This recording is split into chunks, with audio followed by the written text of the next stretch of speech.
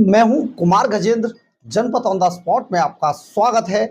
हमारे एक दूसरे social media platform podcast with Kumar Gajendra में भी आपका स्वागत है, जहां आप हमें सुन सकते हैं। भारत और पाकिस्तान की गर्माहट अब अपने अंजाम तक पहुंच चुकी है और अंजाम ये कि पाकिस्तान और पाकिस्तान को मानने वाले लोग सदियों तक इसे याद रखेंगे। ऐसा मारा है, बस पूछिए मत। ये मोदी का भारत है, ये बर्दाश्त नहीं करेगा। कहा था ना, नाम धर्म मत पूछो, बिखर जाओगे। तो अब पाकिस्तान टूटकर बिखर गया है। जी हां, बहुत बड़ी खबर आ रही है पाकिस्तान के हवाले से कि पाकिस्तान टूटकर बिखर गया है। जैसे ही भारत का हमला हुआ, पाकिस्तान के अंदर लंबे समय से करीब 40 से 50 सालों से विद्रोह करते आ रहे बलूचिस्तान के लोगों ने अपना हक छीन लिया है। जी हां, बलूचिस्तान टूट गया है, आजाद हो गया है। बलूचिस्तान के अंदर बलूचिस्तान के लोगों ने भारतीय झंडा फहरा दिया है। बहुत बढ़िया बात है। जैसे ही पाकिस्तान पर भारत की तरफ से जवाबी हमला हुआ, पाकिस्तान पत्तों की तरह बिखर गया। हालत यह है कि पाकिस्तान के जो हुक्मरान थे, उन्होंने पहले ही, और आर्मी के लोग, उन्होंने अपने परिवारों को पहले ही पाकिस्तान से निकालकर बाहर कर दिया था। ऐसे में जो बचे अपने परिवार सेव कर लिए, जनता को मरने के लिए छोड़ दिया। और जो जनता दिन रात पाकिस्तान पाकिस्तान किया करती थी, कल में पड़ा करती थी, वो जनता आज मरने के लिए मजबूर है। अब यहां पर रही सही कमर पाकिस्तान की बलूचियों ने तोड़ दिया है। आपको याद होगा, कुछ समय पहले, करीब 2 हफ्ते पहले, बलूच आर्मी ने पाकिस्तान के अंदर ट्रेन हाईजैक कर ली थी और एक बड़ा मामला हुआ था। लेकिन यह मौका बलूचियों के लिए सबसे बढ़िया साबित हुआ। जैसे ही पाकिस्तान पर भारत ने हमला बोला, कराची, लाहौर, पठानकोट सब तबाह कर दिए। दूर दूर तक पाकिस्तान को बखेर कर रख दिया। इस्लामाबाद के अंदर एयरपोर्ट पर प्राइवेट चार्टर प्लेन उतरते हुए देखे गए हैं। अब ये प्राइवेट चार्टर प्लेन क्यों उतरे, ये तो बाद में पता चलेगा। लेकिन सबसे बड़ी बात यह है कि पाकिस्तान के हुक्मरान और सेना के जनरल यहां से अब भागने की फिराक में है। यानी कि कल जुम्मे का दिन पाकिस्तान शायद नहीं देख पाएगा। कल पाकिस्तान के यहां बहुत बुरा हाल होने वाला है। आज रात पाकिस्तान पर बहुत भारी है। पाकिस्तान अब बिखरने जा रहा है। धर्म पूछकर पहलगांव में लोगों को मारा था, अब पाकिस्तान टुकड़े टुकड़े हो गया है। पीछे की तरफ देखें तो अफगानिस्तान के लड़ाके पाकिस्तान के सी पैक तक घुस गए हैं। कई गांवों पे पहले से कब्जा था, दर्जनों गांवों को अब कब्जा लिया है, क्योंकि पाकिस्तान आर्मी या तो अंगेज हो गई है या फिर पाकिस्तान आर्मी को अवाम और अफगानिस्तान के लड़ाके मिलकर मार रहे हैं। उधर एक और बड़ी खबर है। ईरान को ऐसा लगता है कि पाकिस्तान जैसा फ्रॉडिया देश भागकर यहां के लोग कहीं ईरान में ना घुस जाएं, क्योंकि भारत की मार का अंदाजा पाकिस्तान को छोड़कर बाकी सबको था, पूरी दुनिया को था। और आज हुआ भी वही। जब पाकिस्तान को भारत ने मारा, या यूं कहे कि रौंदा, तो पाकिस्तान की जनता अब भागने की फिराक में है। भगदड़ तो पाकिस्तान में मची हुई है, लेकिन यह भगदड़ कहीं सीमा पार करके ईरान में ना घुस जाए। ऐसे में ईरान के बॉर्डर पर सेना लगा दी गई है और ईरान नहीं चाहता एक भी पाकिस्तानी भागकर ईरान के अंदर घुसे।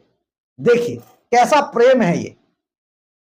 आप मरिए अपने देश में, लेकिन लड़ते रहिए। मरने के लिए छोड़ दिया सबको। बहुत बुरी स्थिति में अब पाकिस्तान है। और अब हाफिज सईद, मसूद अजहर कहीं दिखाई नहीं दे रहे। जिन लोगों ने पाकिस्तान को इस अंजाम तक पहुंचाया वो गायब हैं।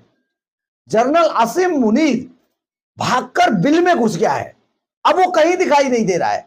वो नेता भी नजर नहीं आ रहा पाकिस्तान का जो कह रहा था गौरी गजनवी और पता नहीं कौन कौन सी मिसाइलें बताकर कह रहा था कि हमने दिखाने के लिए नहीं रखी है, चौक पे सजाने के लिए नहीं रखी है। गायब है, कहीं दिखाई नहीं दे रहा, अपने बच्चों के साथ छुपा होगा बिल में। यही स्थिति है पाकिस्तान के लोगों की, यही स्थिति है। घुस गया होगा पाकिस्तानी आवाम को छोड़कर, ये नेता सिर्फ इन्हें मरवाने की फिराक में थे। बड़ा मामला यह भी है कि इमरान खान की जो पार्टी के लोग थे वो भी सड़कों पर हैं।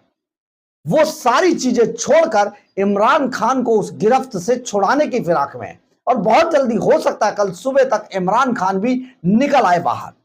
लेकिन बड़ी बात यह है कि आज पाकिस्तान की तबाही का दिन था और कल जुम्मे का सूरज पाकिस्तान नहीं देख पाएगा।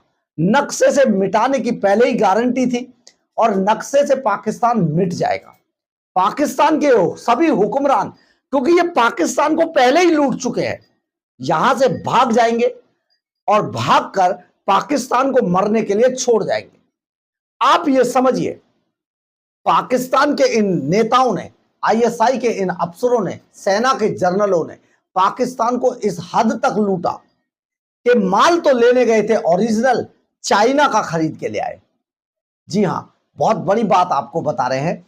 आप सपोज कीजिए कि आप किसी दिन अपने बच्चे के लिए एक मोबाइल फोन, आईफोन खरीदने जाए स्टोर पर और वहां पर जब आपको आईफोन महंगा लगे तो उसके बदले चाइना का वही कॉपी आईफोन ले आए सस्ते में।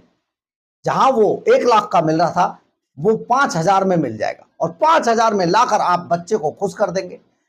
अब ऐसे में इस आईफोन की गारंटी नहीं है। इसी तरीके से, बिल्कुल सेम इसी तरीके से पाकिस्तान के हुक्मरानों, सेना के जनरलों ने किया। बड़े बड़े फार्म हाउस बना लिए, ले गए थे मिसाइल ओरिजिनल रसिया या इजराइल जैसी, अमेरिका जैसी, लेकिन चीन से ले आए। आज उनकी जो गोलीबारी है वो अपने ही शहरों में फट रही है, वहां से हिल ही नहीं रहे। ड्रोन सिस्टम सब बेकार हो चुके हैं, कुछ चल ही नहीं पा रहे हैं, टैंक मार दिए गए।